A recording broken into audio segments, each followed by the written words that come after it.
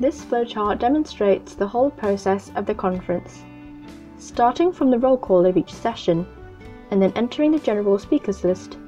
This is where the debate mainly takes place. You may also raise a moderated or an unmoderated caucus when the floor is open, to change the pace of the debate or narrow down the scope of the discussion. As the discussion progresses, delegates may start to form concrete ideas and consensuses. Working papers are consequently drafted for the purpose of concretizing these ideas and making the communication easier among delegates. These documents will eventually turn into draft resolutions, which are the official documents of the conference and require a certain format. You may use a friendly or an unfriendly amendment to revise and refine a draft resolution afterward. Finally, if the delegate believes there has been sufficient discussion, one may raise a motion of closure of debate and enter the voting procedure, where all proposed draft resolutions will be voted upon accordingly. Now, we will begin to introduce each and every step of the conference flow. We will now begin with the roll call. Delegates may either answer present or present and voting when the chair calls your designated country name.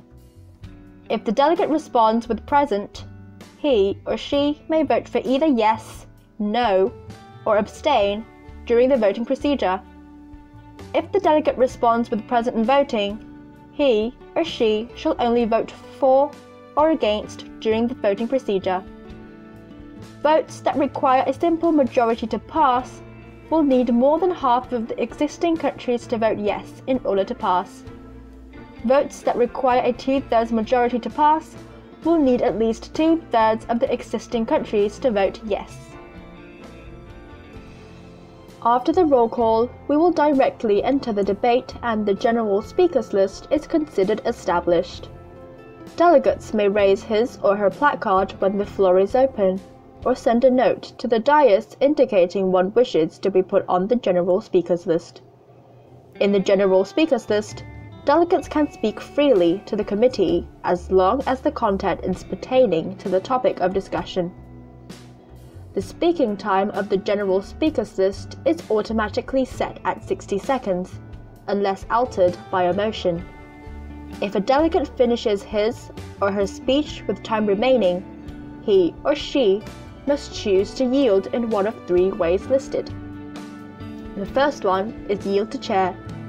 Then the remaining time will be automatically absorbed by the dais.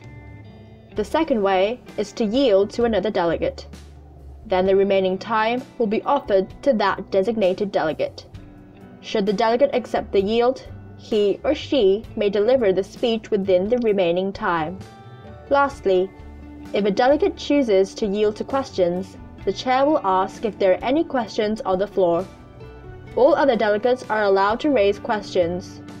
The chair will appoint delegates to ask questions, and the delegate on stage may use his or her remaining time to answer the questions.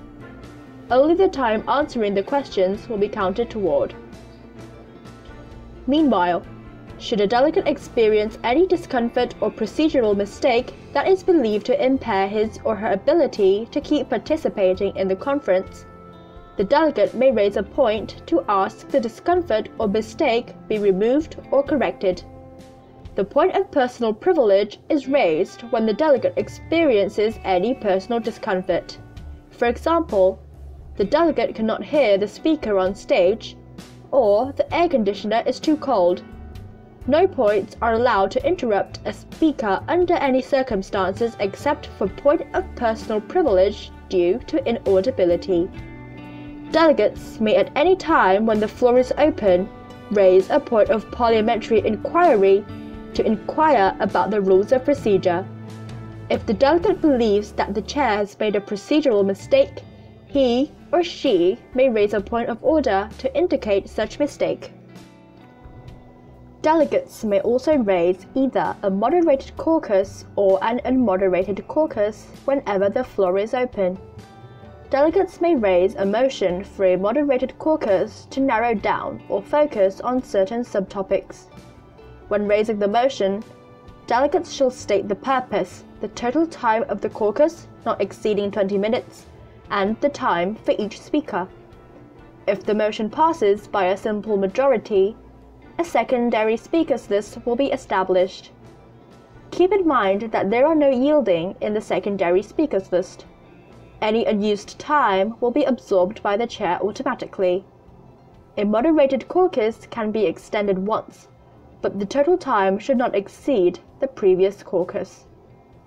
The unmoderated caucus, on the other hand, will temporarily suspend the rules of procedure, allowing delegates to walk around the conference room and talk freely with other delegates. It's a very good chance to exchange ideas, find potential allies, and draft documents during an unmoderated caucus. Delegates raising an unmoderated caucus shall specify the purpose and total time, not exceeding 20 minutes. The caucus may also be extended once, without the total time exceeding the previous one after the caucus has expired. Working papers are the written version of the delegates' discussion. They are used to make the discussion easier by providing some concrete words to refer to, and to formulate draft resolutions afterwards. Working papers are not official documents and therefore can be conducted in any format.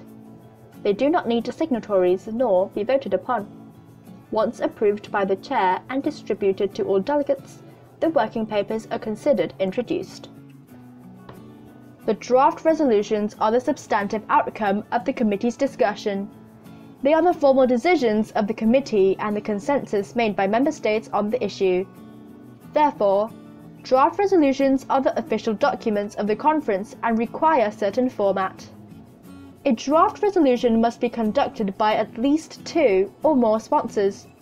Sponsors are the primary drafters of the document. They fully agree on the content of the draft resolution and are obliged to vote for it should the document not be changed by unfriendly amendments. Also, a draft resolution must gain the signatures from at least 1/5 of the total delegates present. Signatures include sponsors and signatories. Unlike sponsors, signatories need not to fully support the content of that draft resolution, but wish to see the document be discussed by the whole committee. There are 2 main parts of a draft resolution: the preambulatory clauses and the operative clauses. In preambulatory clauses, we discuss the background and the significance of the issue, as well as provide justification for the actions later specified in operative clauses. The operative clauses is where we state the actual actions the committee decides to do and/or the general consensus being made. Since draft resolutions are official documents, they need to be introduced before being officially referred to.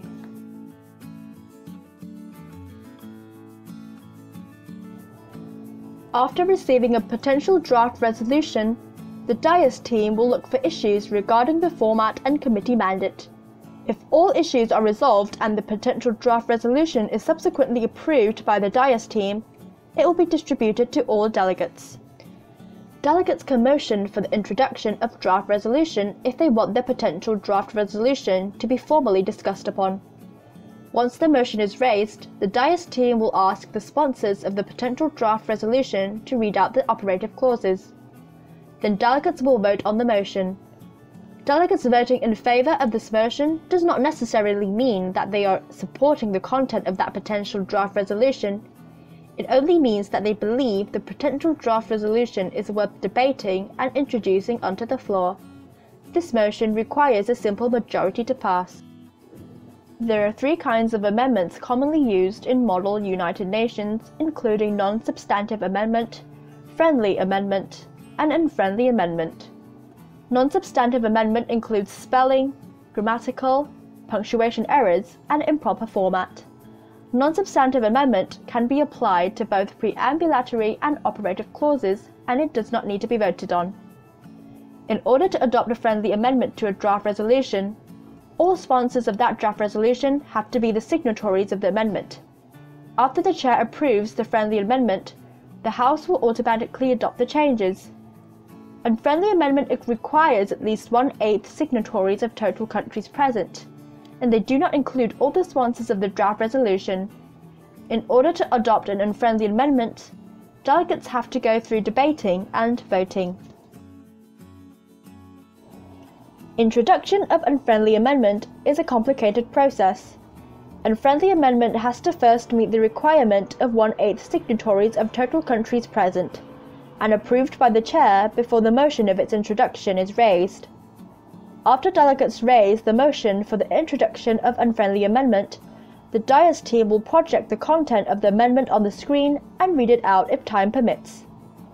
Then the vote on the motion will be entertained by the chair, and this motion requires simple majority to pass. Delegates voting in favor of this motion does not necessarily mean that they support the content of this Unfriendly Amendment. It only means that they wish this amendment to be discussed upon. Once the motion passes, the secondary speakers list is automatically established. Different from the one during the moderated caucus, this secondary speakers list requires at least 2 for and 2 against speakers, and equal number of speakers on both sides. This speakers list will not exhaust unless someone raises a motion for closure of debate. The motion for closure of debate requires 2 against speakers. If there is no actual against, the chair will take technical against to move the proceedings forward. Once 2 against are recognized, the chair will entertain the vote on the motion for closure of debate, and this motion requires a 2/3 majority to pass. After closure of debate, delegates will vote on the actual Unfriendly Amendment. This is a substantive vote. Delegates can vote yes, no, or abstain. However, those who stated present and voting during the roll call are not allowed to abstain during this vote. If the number of yes is greater than that of no, the Unfriendly Amendment is adopted to the draft resolution. After the general speakers list is closed, we will automatically enter the closure of debate, and the House will cease all the debate and move on to the voting procedure.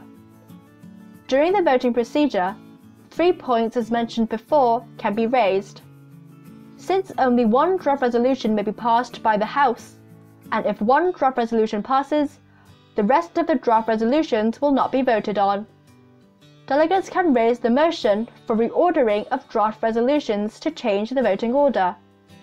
The motion for reordering of draft resolutions require a simple majority to pass. Once passed, the chair will accept and have delegates to vote on all possible orders aside from the default order. If new order passes, the House will vote in accordance with that order. If all new orders fail, then the House will vote based on the original order. Vote by acclamation is the attempt to pass the draft resolution by consensus. Once this motion is raised, the chair will ask for objection. If there is no objection, the draft resolution passes. If there is objection, the House will move back to the original voting procedure. Roll call vote is for member states to look for each other's decision before making their vote. This motion only requires a second to be adopted. Then the chair will call upon each country one by one in accordance with the alphabetical order. There are 2 rounds of voting. During the first round, member states may vote yes, no, abstain, or pass. Those who vote pass can only state either yes or no during the second round of voting. Those stated present and voting during the roll call are not allowed to abstain during this vote.